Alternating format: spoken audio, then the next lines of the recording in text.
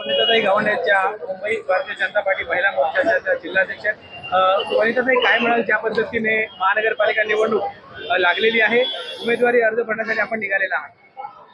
कसं आहे, सर्वप्रथम मी भारतीय जनता पार्टीचे आमचे नेते देवेंद्र फडणवीसजींचं अभिनंदन करते आणि या विभागाचे आमदार मुर्जी पटेल यांचं देखील अभिनंदन करते की त्यांनी एवढ्या जोमाने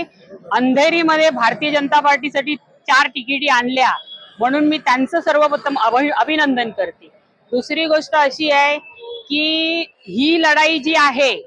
ही परिवाराची लढाई आणि पक्षाची लढाई असं म्हणते, कारण जे उभाटा आणि मनसे दोघे भाऊ एकत्र आले आहेत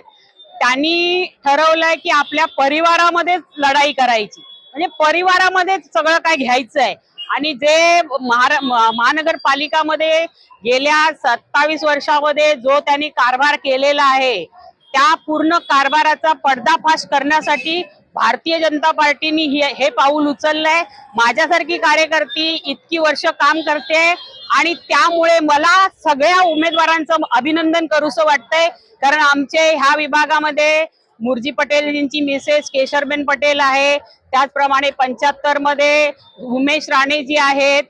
80 मध्ये आमची स्वर्गीय सुनील यादव जी यांची मुलगी दिशा यादव आहे, त्याचप्रमाणे 76 मध्ये आपले प्रकाश भाऊ मुसळे आहेत। अशा सगळ्या उमेदवारांना तिकिटी मिळाले म्हणून मी खूप आनंदी आहे आणि आम्ही ह्या सीटी ज्या मिळाल्या आहेत, ज्या तिकिटी मिळाल्या आहेत, आम्ही जोमाने काम करून ह्या सगळ्या उमेदवारांना निवडून आणण्याचा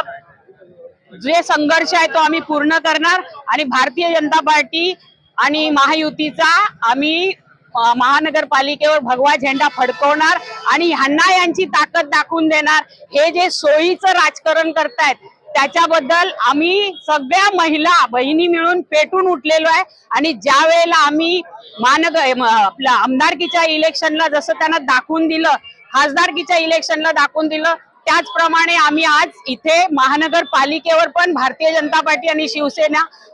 शिंदे गटाचा झेंडा फडकवल्याशिवाय गप्प बसणार नाही।